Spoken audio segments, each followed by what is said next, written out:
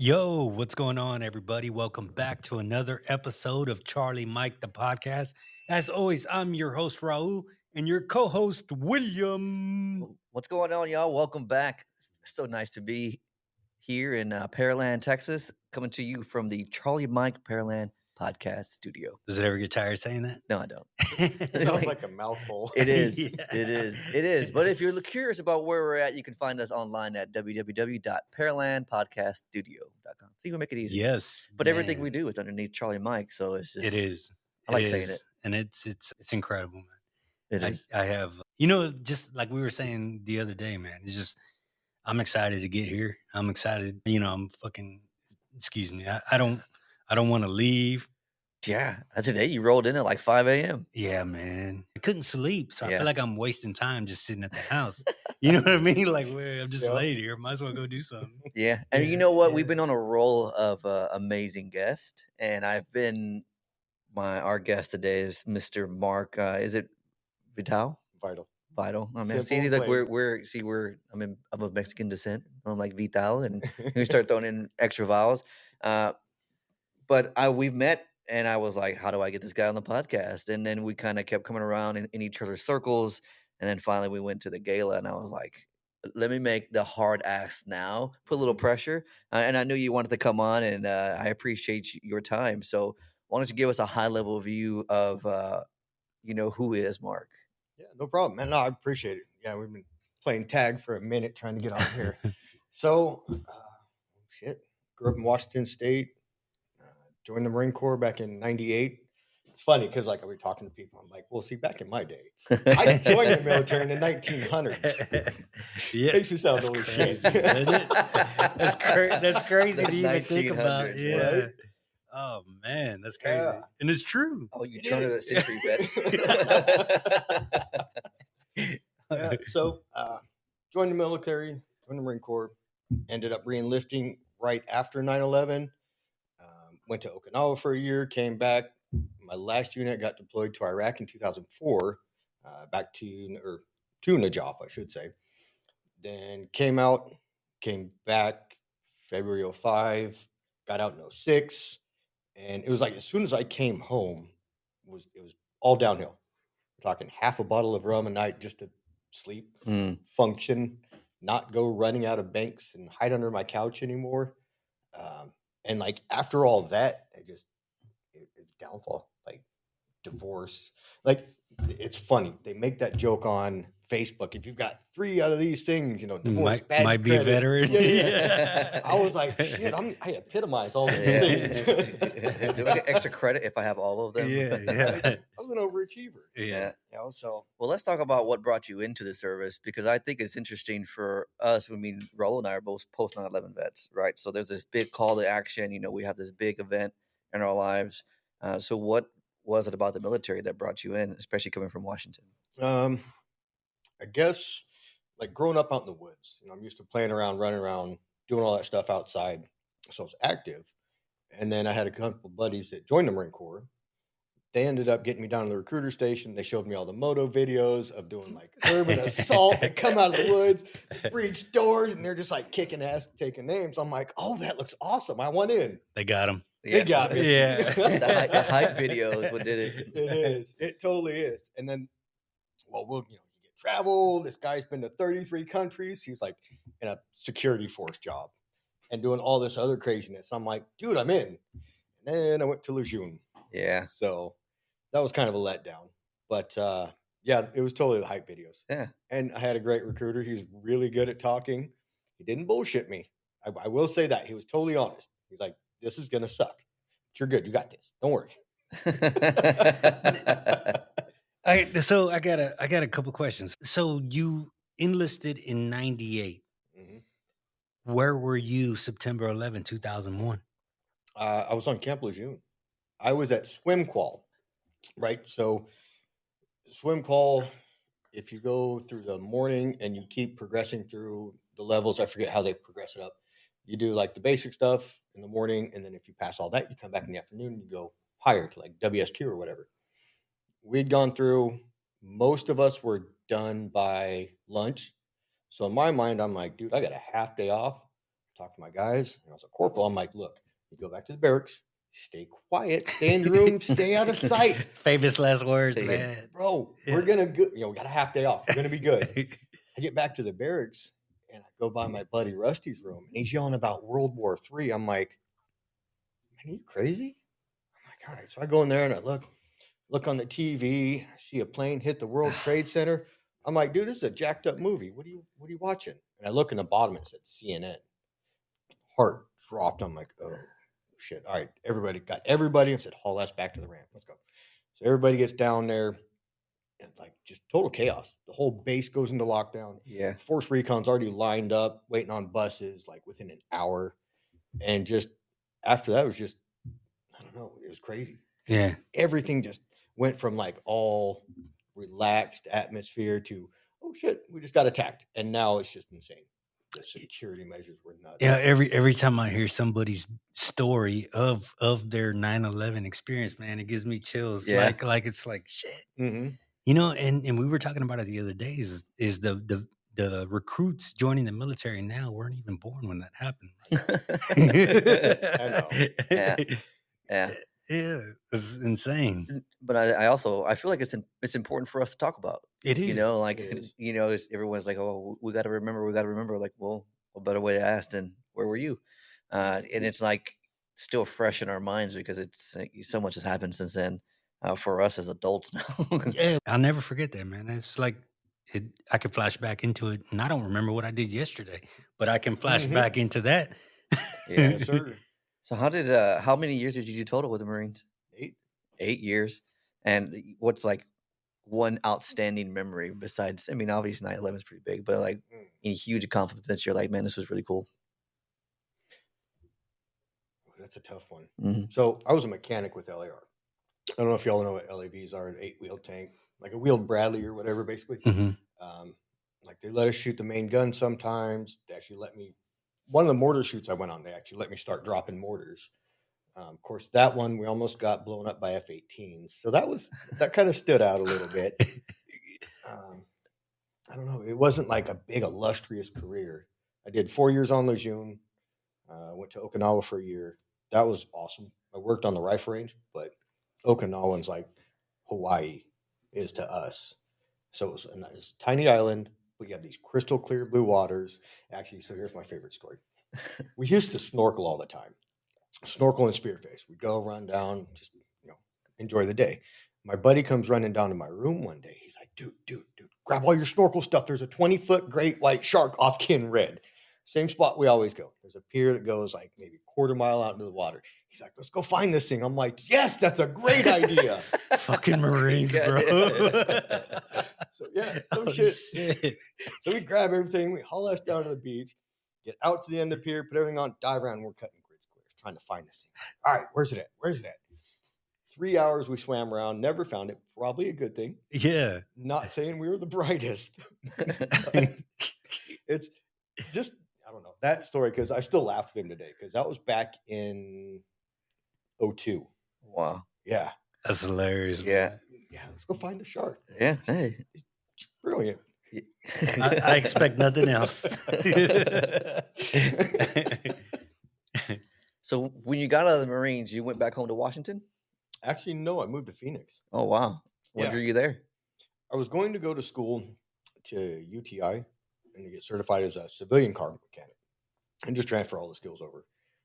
Ended up not going to school. I got a job as an apprentice as a diesel mechanic, worked my way up through journeyman and all that stuff. And then just kind of, I guess you could say, started a life, but really screwed it up because I got married. 11 months later, I left her. We got divorced, and I spiraled even worse with the drinking. I was in motorcycle clubs. So my whole focus was riding around and drinking and partying. And I didn't care about anything else. I wasn't responsible. So just the whole life spiraled out of control. I was living with people. I didn't have anything saved up. I'd make decent money as a diesel mechanic, but that just means I could buy that much more liquor that weekend. And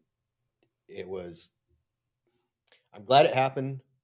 It's interesting to look back on and realize how I was, But on the same note, it's like almost shameful that I did all this. Right. I screwed up so much. And it's like, well, all right, whatever. It's a part of me. It's history. It's a fact. It happened. I can't change it. So, all right. So I ended up working random jobs, haven't kept jobs, always had issues with them or something to where I'd quit, get fired, or craziness. Ended up in culinary school. So I was like, all right, starting to get a little bit more. How'd you go from diesel mechanic to culinary school? Oh, dude, I went from diesel mechanic to building custom chain link and wrought iron fences to culinary school. Shit. Yeah. Just want to touch everything, huh? Oh, yeah. Exactly. Yeah. I always loved cooking. I've always wanted to go. And it was just like, after being a diesel mechanic, my body hurt. Yeah. 27, 28 years old. Can't sit up in the mornings. My back's killing me. So I'd roll out of bed and kind of slide around until I could get moving. And I just had enough of it. So I was like, yeah, I'll go make money cooking. You don't make money cooking. It's good now because I eat really well. Yeah. But I mean, that's about it. And then after school, I ended up going to the Grand Canyon, ended up becoming the sous chef up there. So that's my first real job after culinary school, making $10.75 an hour as a sous chef. Wow. Yeah, no money. Mm-hmm. Great experience, no money. My dad died the day before I graduated. And I was like, all right, cool. I'm going to move back home. And it was just one of those things I felt I had to do. So I ended up moving back home after that summer at the Grand Canyon. Cooked some more. Here we go again. Job changing. I worked masonry, like a hod carry. So I'd mix mud and pack bricks for them. Basically, I was just a little freaking gopher. Yeah. I did some excavating. Same thing. Running the rakes, running the shovels, the gopher.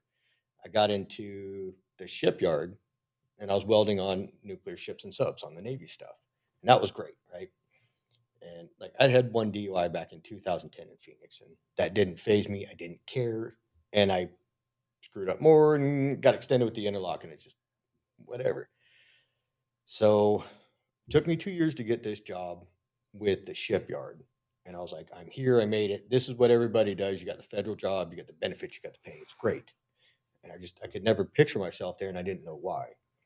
Well, fast forward to. So what year is this again? That was 2016. All right. So this is probably, what would you say, like an 8, 9, 10-year journey after transition out? Yeah, because I was out in 06. Mm-hmm. So then 06 till 13, I was in Phoenix. Mm-hmm. And then after that's when I moved. Right. So you got this job now, federal job. Yeah, loved it. I was a welder, like absolutely loved it. What was it? Christmas time of 2016. Like I knew I'd been drinking too much. I'm like, man, I got to slow down. I know I have to. Because I'm the type that's like, all right, I'm not going to drink this week. You know, it's getting too bad. And I'd make it till Wednesday. I'm like, yes, I did so good. I'm going to celebrate. Have a drink. Yeah. All over again. I ended up going down to Phoenix, going to meet more friends, hung out with them over the holidays. We were golfing with one of my buddies, and there's another guy that always hung out with us as well. And we were talking about him. We're like, man, we should have called him. He should have come out. Well, the next morning, my buddy calls me that I went golfing with. He's like, hey, Eric shot himself last night.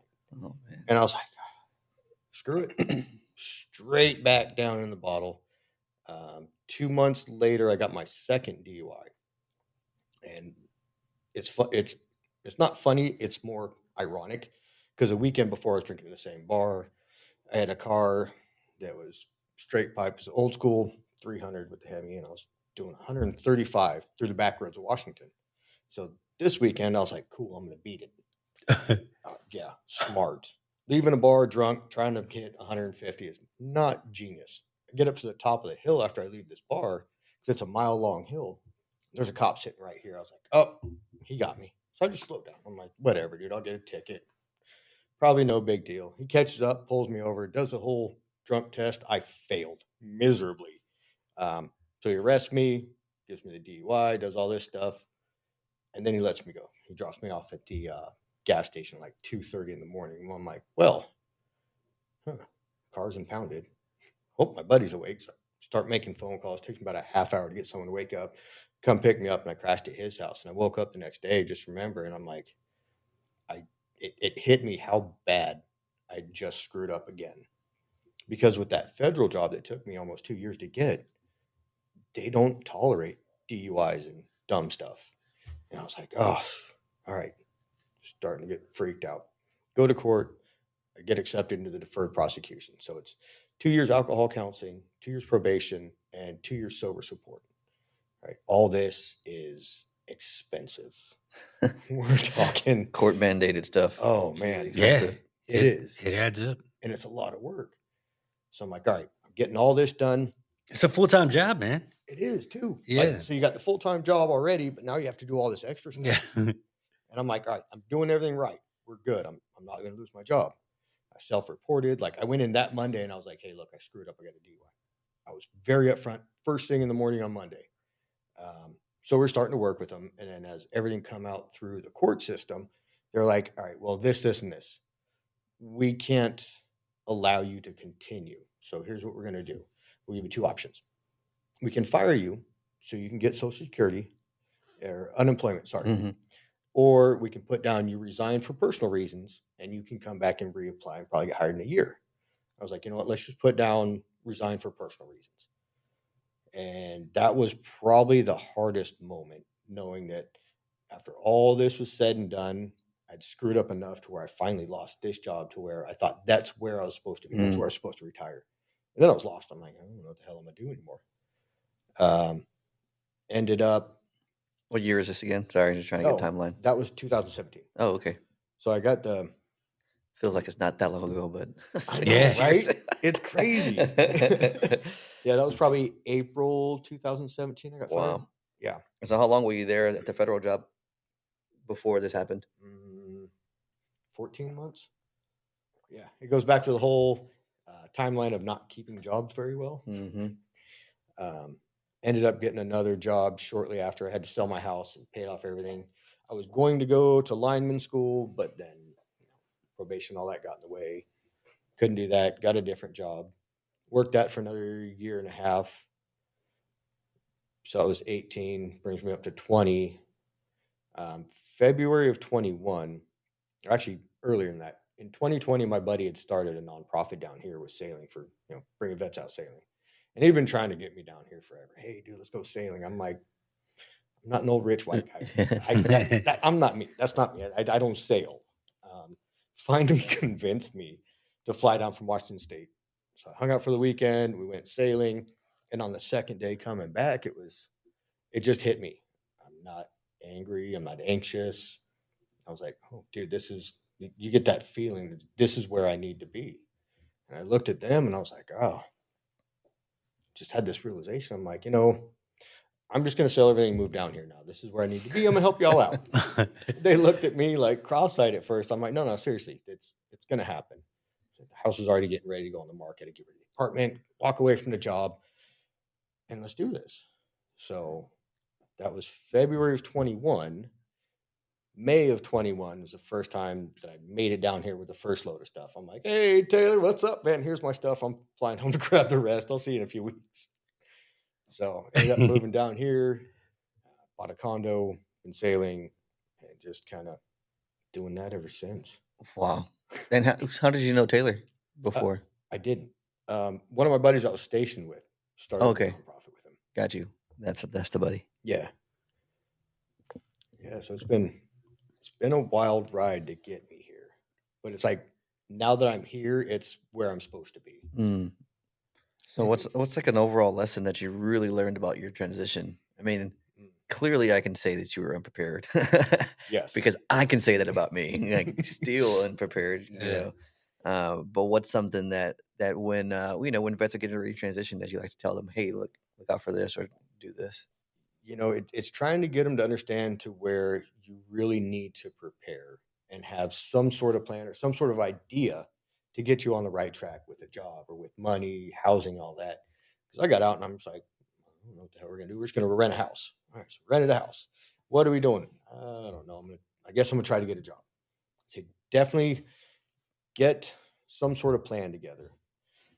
So No, you're good, man. Yeah. Keep doing that. I'm like, You know, and we had, I think that's a cultural thing too, because we had, you know, Dr. Jones came on and she talked about how her family, and her mom worked at GM, I believe, of Memphis for years, right? And Mhm. years. So did you have someone in your family that was the same way? Like, hey, if I can go get a job and work there for 20 years. And that's how That was at the shipyard in Washington State. Right. My dad had worked there and retired, and like I'd known all his friends around there, the same thing. They'd worked there and retired. So that was that's what it was like when I moved back to Washington. That was what you did. yeah. And then the change, the exposure to the sea was like, Yeah. oh, I'm supposed to be over Mind-blowing. here. Yeah, exactly. That's crazy. But so you've been sober how long? Today's 6 years, 1 month, 17 days. How does it feel to say that, man? It's amazing. I never thought I could go a week without drinking, let alone over 6 years now. I'm not. It changes your entire mindset, which y'all know. You don't look at it like, oh, I'm gonna go drink tonight. Then you wake up and you're like, oh, this sucks. I'm not doing it today, and then you get the anxiety. It's more, oh yeah, I don't care about. Like I'm older now. I'm not saying I'm old. I'm, got a few years on me. It's like 9 o'clock at night. My buddy's like, "Hey, dude, we're going out." I'm like, "Oh, it's 9. It's late." I get up in the morning, I go to the gym. Yeah. I know what you feel, man.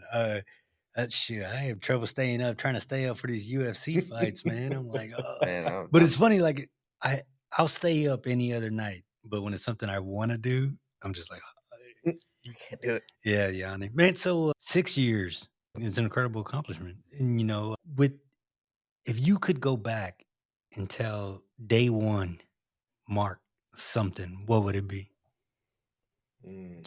You decided, okay, now it's time. The struggling alcoholic right now is watching. What is your message to him? That's probably a better question. That Good would- question. Yeah. Basically, it would have to be, it's going to suck if you don't do this now. If you got to learn the hard way, you're not going to like it. Yeah. If I could go back and just make myself understand, and that would probably be the biggest thing. Understand where life was headed and how bad I had like messed things up. If I could put that and like beat it through, like, the ghost of Christmas past, but like, here's what's going to happen if you don't. And I could show myself stuff like that and then be like, dude, you need to just stop. Yeah. And then make sure I understood that I can with the right mentality and the motivation. That's, I think, would be the biggest thing. It's just like, dude, you need to stop right now. Ghost of Christmas Past. Yeah. I've never heard it like that, but I like that the way it's. Yeah. Yeah, man. Yeah, it's an incredible feeling, man, and a lot of people. I mean, we don't preach it, Mhm. But if somebody was interested in learning and doing it, by all means, we're like, hey, here, let's help you. But like we always say, is we can't do 80% of the work. We can't do 90% of the work. It's that person that wants to get clean and sober has to do 98% of the work, and Yep. we're just here to pat you on the butt and tell you good job. Yeah, I don't think we bring it up a lot on the show, but we definitely talk about it outside the show. Yeah.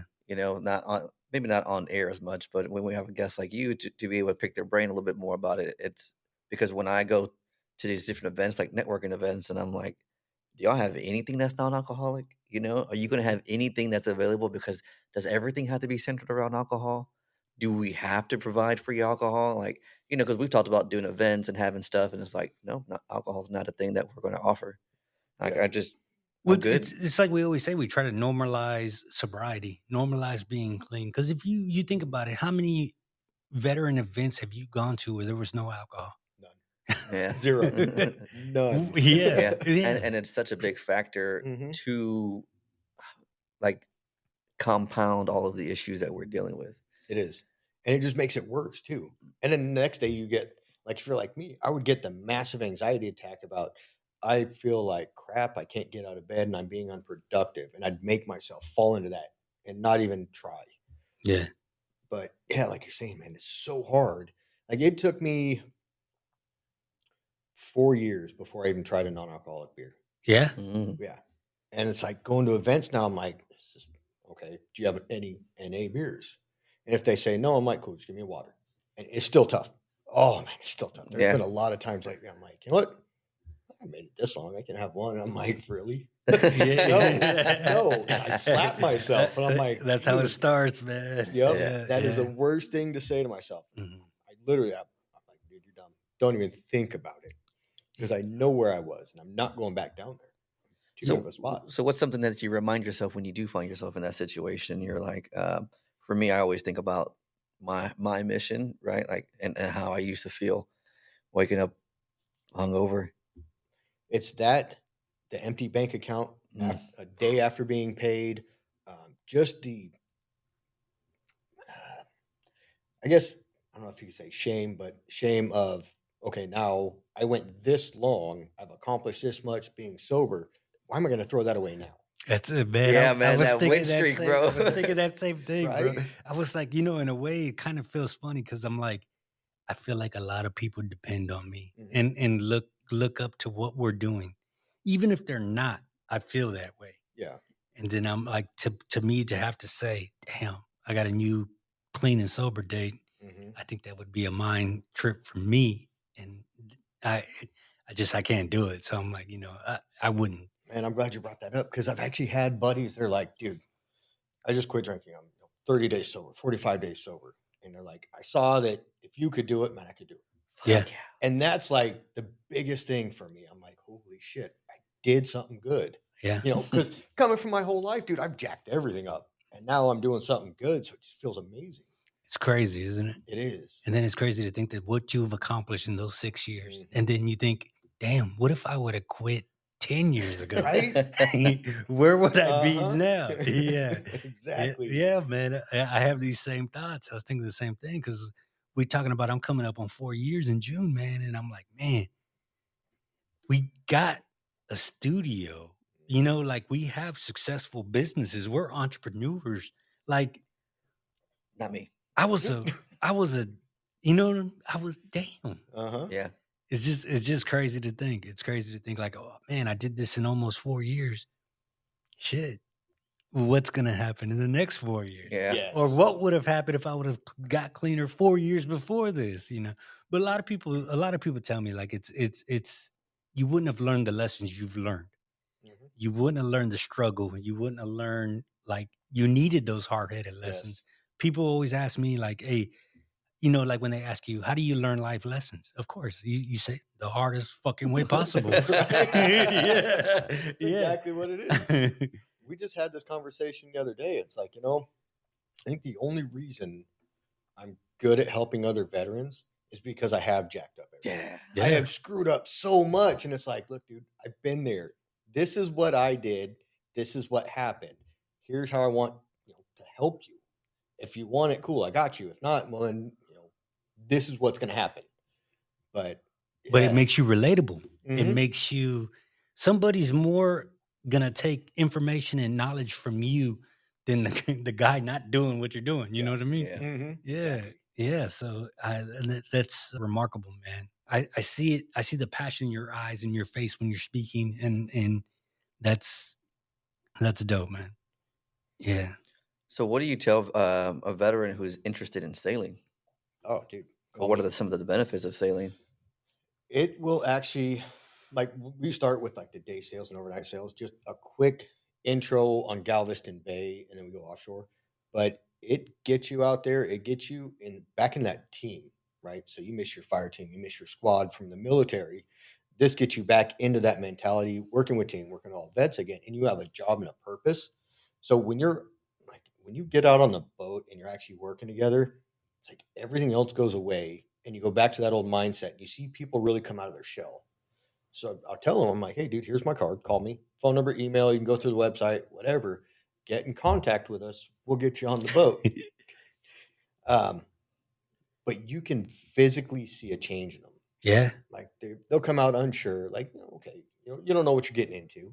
And it's like, it's sailing. Can't be that fun. And you'll see them. They're like, all right. I'm kind of look around. they might have a bad day, slump down, be depressed, whatever. You start getting everybody out there with some wind, you get to work in the sails, and you turn off the engine, you're sailing. And then everybody starts perking up. And then now the military humor comes out because every branch is making fun of each other, taking jabs at each other. Like, oh, well, come on. Why can't you do this, puss? Yeah. And then that's when you really see like their faces light up. They'll start laughing, having fun. Natural conversation flows. We've had people come down from Arkansas sail for a weekend, and they ended up talking about stuff they never talk about. They hit that spot to where they felt safe and comfortable. They're on a boat with all vets with their brothers and sisters, and then now all this stuff just flows naturally. So between the ocean, the teamwork, and then having that network, it's healing. It's therapeutic, man. Man, I could picture it. I can see that. And it brings back the camaraderie, the friendship, the memories, the good, the bad. Yeah. Wow. Yeah. And it's like Taylor always says, that's the slowest adrenaline rush you'll ever have. I mean, the fastest you're going to go out on the bay, we had it up to like 8 knots. So for a sailboat, a 38 footer that we use, that's hauling, right? So it's like 9-10 miles an hour. Okay. So it's slow, but you're heeled over, you're going, you feel the power. It's windy and everybody's having a blast. So it gets your adrenaline going. And then it helps, because I don't know if y'all know like how PTSD affects the brain, shrinks the hippocampus and all this stuff. This one, when you do an adrenaline rush or any adventure therapy, really, it replaces the bad memories with good memories, but it also helps your hippocampus actually regrow. So instead of staying in that fight or flight mode, now it's starting to regrow to where you only hit that when you need to. So it starts getting less and less, and you don't have these big, massive anxiety attacks out in town. So why don't you dig into that a little bit more? I'd like to hear, if you have it, some of the science behind that with the PTSD and or how deep can you really go? Just give us a broad scale what that actually means. Basically, it's like you go to combat, right? Mm-hmm. You live on this adrenaline rush. You're always looking for what's going to happen next. Right. Your brain physically adapts. So the hippocampus, prefrontal cortex, all this, they shrink. And instead of having the ability to be like, oh, okay, that's not a threat, it's okay, and you're kind of making logical decisions, it's a snap decision because it's combat. Someone's shooting at you. So you've got to know right now, are we fighting or are we running? Once your brain goes through that long enough, that's how it stays. And until you do something to, I guess, take yourself out of there and regrow it or go through the counseling and trying to do therapy or something, you're going to stay there the rest of your life. I don't know the full science, right? But I'm definitely not a doctor. Yeah. What? So, I know. It's shocking. Just the one job I haven't done. Pretty much. So, no, Okay. I went to 2 weeks of medical Right. school. I'm good for surgery too. I saw Doogie Howser, man. I'm Yeah. a doctor. So high level view when we're in combat, this part of our brain, the front part, is such new, right? Mm-hmm. So it starts to shut off, and then we kind of go back to that primal instincts where when you're getting your adrenaline, you're making reactions and decisions faster because we are in combat. Yep. And so when you introduce something like adventure therapy, what does that do? You said it slows it down. So it takes the adrenaline rush. So it's similar to combat. You're still getting that rush. You're still getting, hey, we got to do things right now. But you're taking out the bad memories and replacing them with good memories. Mm. So as you're doing that, now your brain's processing everything different. So it's not a bad thing, it's a good thing. And somehow it regrows it. Okay. Yeah, yeah. It's the magic of brain. Yeah, man, I'm telling you, right? I'm telling you, it's amazing. Yeah.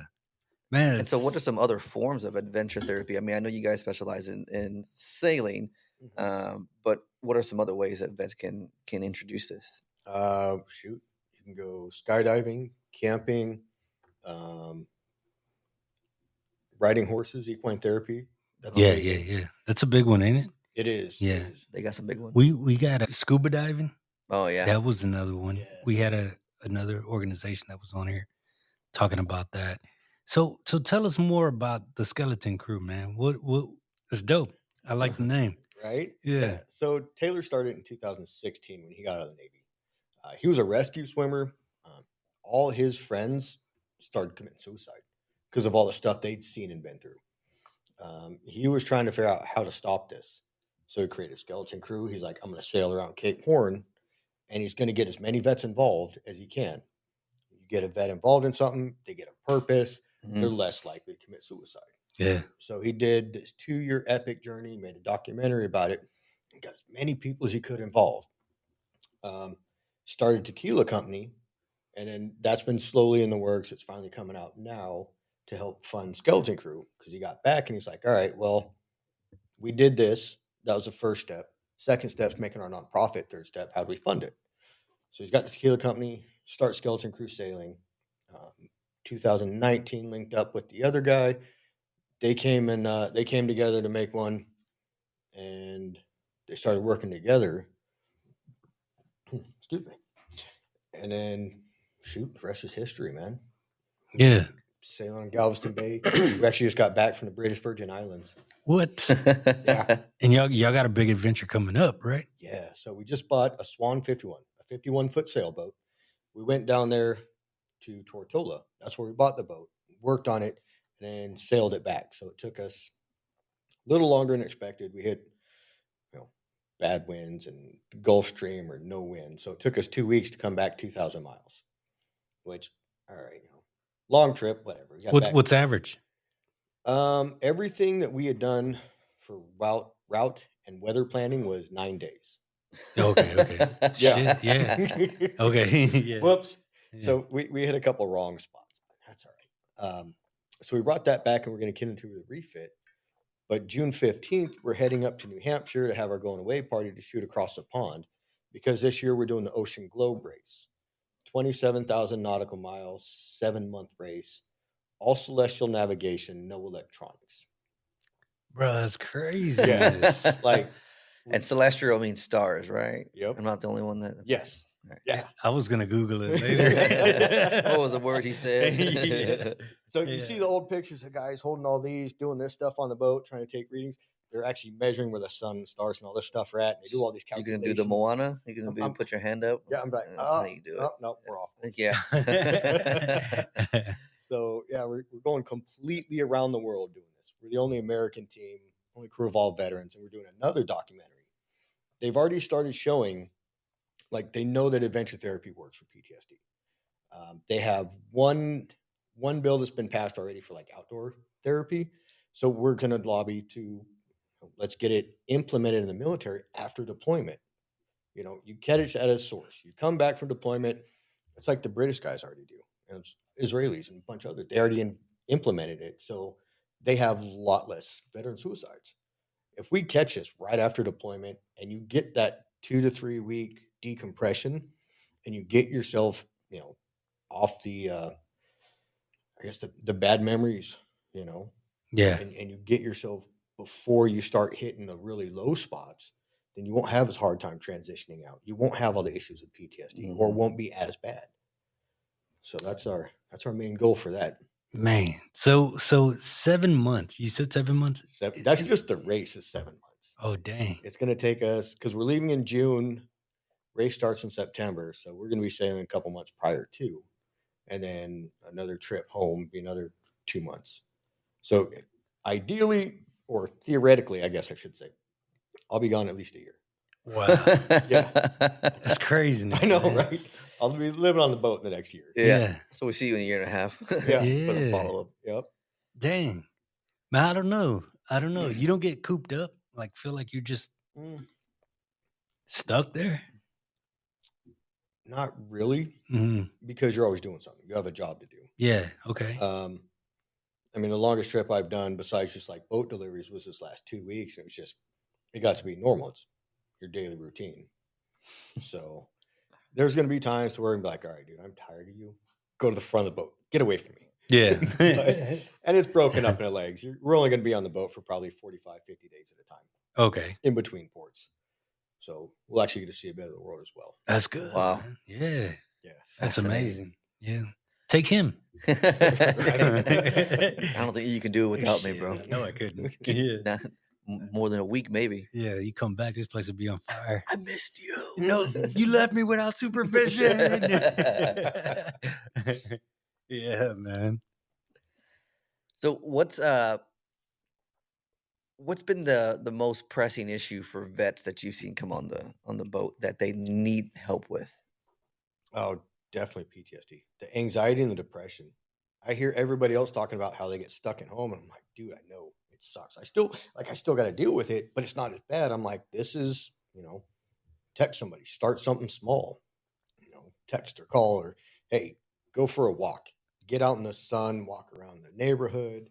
That'll help you feel better. Now you don't feel so, cramped up, cooped.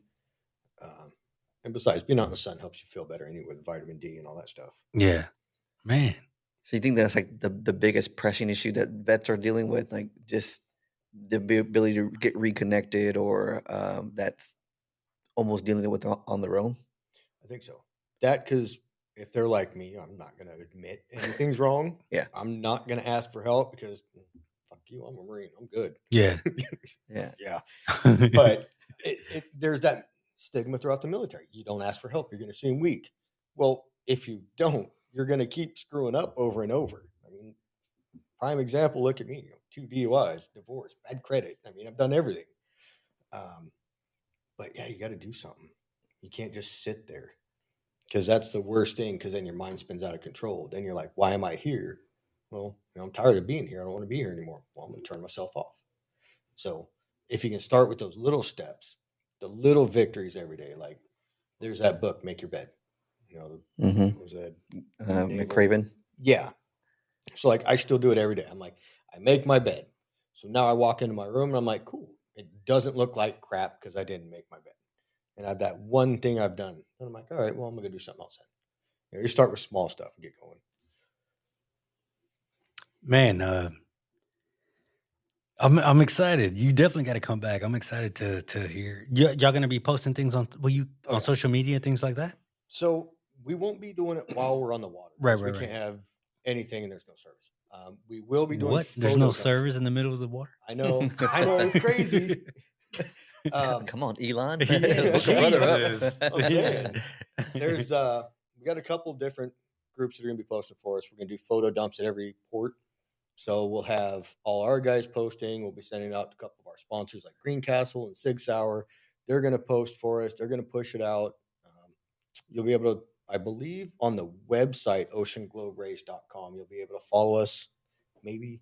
I'm still trying to figure out where exactly. It might be another app that you use, but definitely be a way to follow us, and through our social media and everybody else's. We're going to make sure it's widely known what we're doing.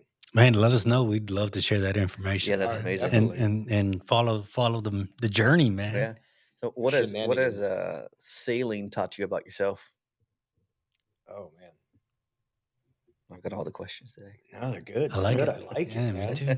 You can't prepare. It's helped out my confidence a lot more, because I used to be like, when I was drinking, I always had confidence issues. I was running from my problems instead of being able to face them, and I just couldn't deal with it. Yeah. So as I've progressed through sobriety and sailing, it's like, I don't know why I was running from anything. This is ridiculous. I can do whatever now. So I feel like I'm talking to myself. Right? But that's all the more power in it, though. Like if you're watching this somewhere and you've been thinking about going sober, man, let this be the episode. You're like, let me give it a shot. Yeah. Let Ed Milet, just one more day, just for one day, just do it one day. Just one day. Yeah, one more day. One turns into two. Do anything for one day. Yeah, man. Did you work the steps? No. You just fuck it. I tried the steps. I tried AA. It's not for everybody. It didn't work for me. Yeah. I was like, I just want to go drink now. Yeah. It's depressing. It's all right, cool. You're stuck in it. No, it's true. I know what you mean. Oh. Didn't I say that? Yeah. Like, man, I come back and I'm like, man, these guys are depressing. Yeah. Right? But so I went into an NA group, man. Mm-hmm. We're not supposed to talk, but anyway, so and their stories were different, and I felt like more, okay, this is my crew, because it wasn't a bunch of old heads. It was younger people, and it was things like that. But to hear like their stories it's humbling, but you know, sometimes I walk out of there and I'm like, fuck's wrong with that dude? You know what I mean? Yeah. Like, man, that was me. yeah. Yep. That guy's crazy. Yeah. Dude, a lot of times I walk out of that and damn, I am fucked up. Yeah. And then, or you come out and be like, dang, my problems aren't as bad as that guy's. That could be worse. Yeah. Yeah, man. Nah, that's incredible, man. You got a friend and a fan over here now, brother. And we're gonna be following. Oh yeah. And keeping an eye on Yeah. you. I wanna see. So when you get back, you'll be pushing close to what? 7, 8 years? Yeah, that would be about Yes. accurate, man. 7 and some change. Yeah, man. Definitely. We want to get you back on the show. Come out, man. I would love to hear the progression, the journey, the everything. Yeah, definitely. Yeah, man. That's dope, man. Congrats, brother. Yeah. Thanks. I appreciate that. He's all hide your pull your shirt down, bro. What? I can see how turned on you are. Oh. He's all looking at himself. Hey. I'm just messing with you. It's not Oh, true. shit. It's not true. I thought you were saying you saw my You're pitching a tent, bro. Yeah. Pitching a tent. The bromance is real. Yeah. We're just talking about bromance. Bromance is real. That's crazy, man. Yeah. So how big is the crew that's going out into sail? So total we have 13-ish. I got to double check the roster. Oh, but wow. Each leg is 8 to 10. So we'll get to a port, like we're getting to from the UK where we start, we're going down to South Africa. We're going to swap out like 1 or 2 people. Then the next leg, we go all the way around to Auckland, New Zealand. Same thing, we'll switch out probably 1 or 2 people. Go around Cape Horn to Uruguay and same thing. But the average is going to be 8. The third leg where we go around Cape Horn, which is like the world's worst sailing, if you will. It's the Mount Everest for sailors. It's where the Pacific and the Atlantic meet, and it's like a storm with insane 70-foot waves every day. The Perfect Storm. Dog. Yeah. Really? That's the best movie. I had no idea. I've been trying to like research as much as I can. I'm like, man, it's gonna be a lot. Cool. Have you ever done that? Taylor has. Okay. I have not. Yeah. Very few people have really sailed the Southern Ocean, just because it's insane. It's an ocean. Yeah. It's like a nice calm day, you got 20, 30-foot waves. Wow. Yeah, and like 30 knots of wind. All right. So for our listeners, where is Cape Horn? Cape Horn is in the very tip of South America. Okay. Yeah. Gotcha. Yeah, you didn't know that? No, I mean, I didn't know that. It's like, I'm like geography, and I'm like, okay, well, that's another thing I was going to Google. You said Uruguay, and I was like, okay, I can kind of see where they're going. Mm-hmm. Now Cape Horn is like, where? Okay, that makes sense. So, man, tell us a little bit about boat life, man. What's boat life living? Like, how was that? Is it like, I mean, you're heeled over all the time, so you're leaning. Yeah. It's do you get off the boat and just out of habit? You get off the boat and you stand there like this. Like It just happened to me. I got off the boat. I'm standing on the dock, just going back and forth. I'm like, why am I moving? That's too funny, man. It's weird because like everybody's got their jobs. Yeah. Whether you're a helmsman or a trimmer on the main or the jib, or I'm going to be cooking or something. It's like a job, but it's life. So for me, it just becomes routine, right? It just becomes normal. But the things you really got to work on are communication. Because if, like, say me and you were out there sailing for a month and we're going to have an issue, we have to squash it right now. Yeah. Got to be able to talk like adults and like, that was jacked up. Can't do this, can't do that. And then figure it out. Otherwise, it's going to infect the entire crew. And then things are going to get south real quick. And it's going to be horrible. Yeah. So I see. Okay. Yeah, so you got to have the communication. Food. The biggest thing is like a good dinner once in a while. Like not just all our canned and boxed stuff. After a big storm or during something really shitty. If you get a hot meal that tastes really good, you're just like, whatever, dude. Yeah. Go to bed, try again in a couple hours. We'll be good. But yeah, it's conservation. You got to be really careful on how much water you use, how much food. I mean, you got storage and space issues because you figure it's 51 feet. We've got enough room for 8 people, but 8 people have all their stuff. And now we're going to have a place to dry stuff because we're going to stay cold, wet, and unhappy for 45 days at a time. So it's just a lot of, I think the biggest thing is people skills. Yeah. Communication, getting along with people, making sure your crew's solid. How much weight you drop in that 45, 50 days? Oh, shoot, dude. I just dropped like 8 pounds in 2 weeks. So Yeah. I'm probably going Dang. to come back with Ethiopian. Yeah. We ain't even gonna recognize him. He's Yeah, all hope- beard. All Yeah. beard. It's going to be like Cousin Ed Yeah. walking in. What's up, guys? Who the hell's that? This guy. Oh, man. Oh shit, man. Yeah. Great visual. It was. That's all I'm picturing now. Yeah. Whole Cousin Ed. Yeah. Well, that's amazing, man. I really want to. So, how can folks keep in touch and follow and get involved with the Skeleton Crew or with you and your story? Social media, man. We have Facebook and Instagram for Skeleton Crew Sailing. Our website is skeletoncrewadventures.org.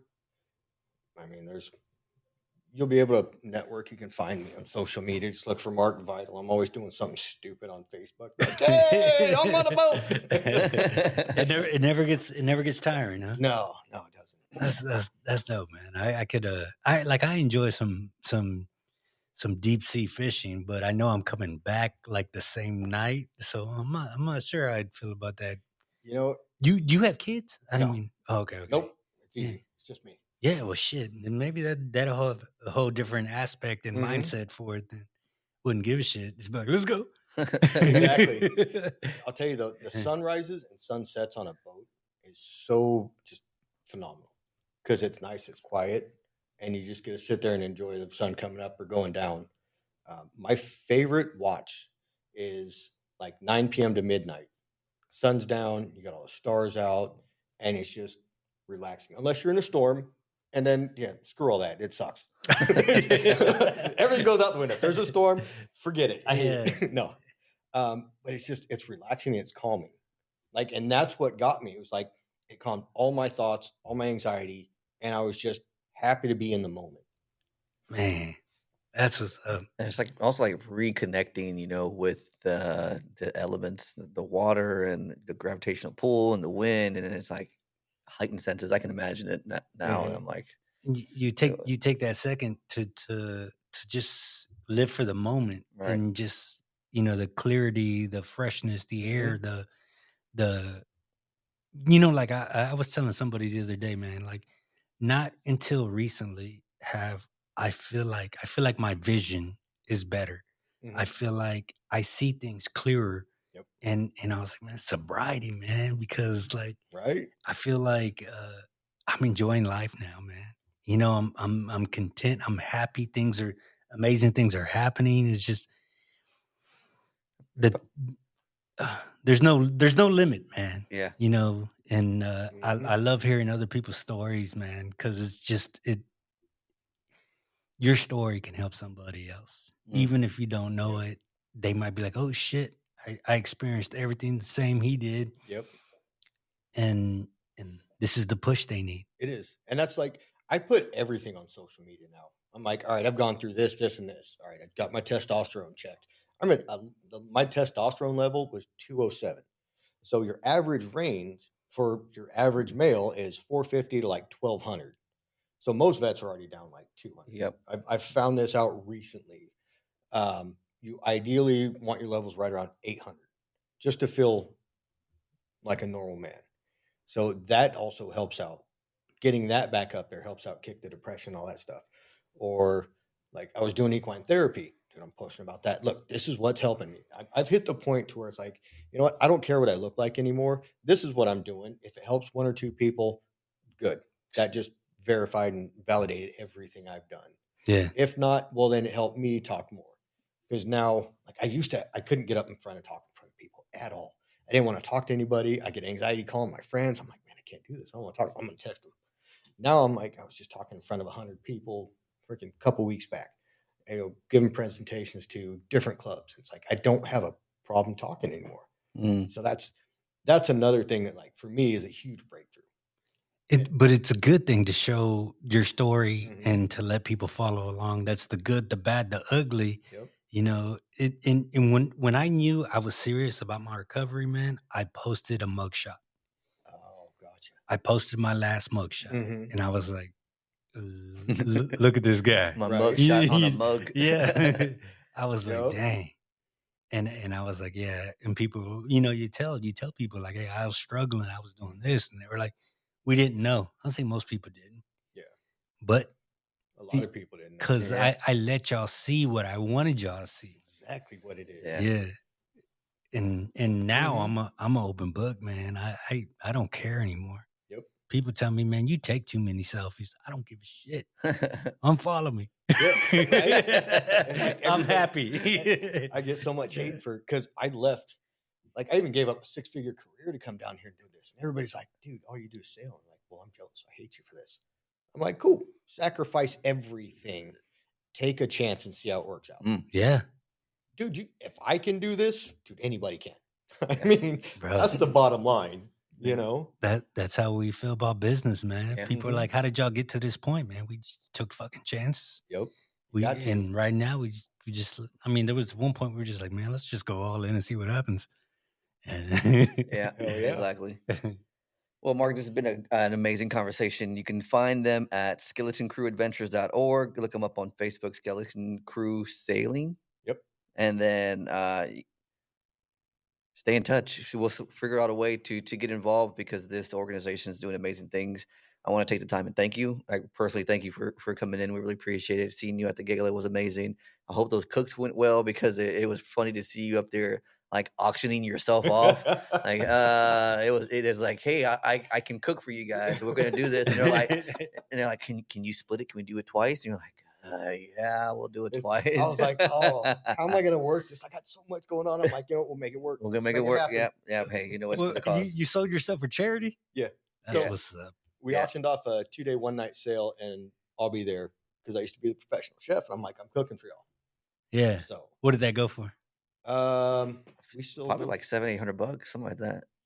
Was it Well, more than that? if we were to do it on a regular charter, it's probably 2,000-3,000. Yeah. Yeah. The auction went for 3,900. There you go. Damn. That's good shit. That's what it was. Yeah. That's good. Yeah, it That's was good cool. money right there. Yeah, it helped out a lot. Yeah, that's amazing, man. Again, we want to continue to follow your story and let us know Definitely.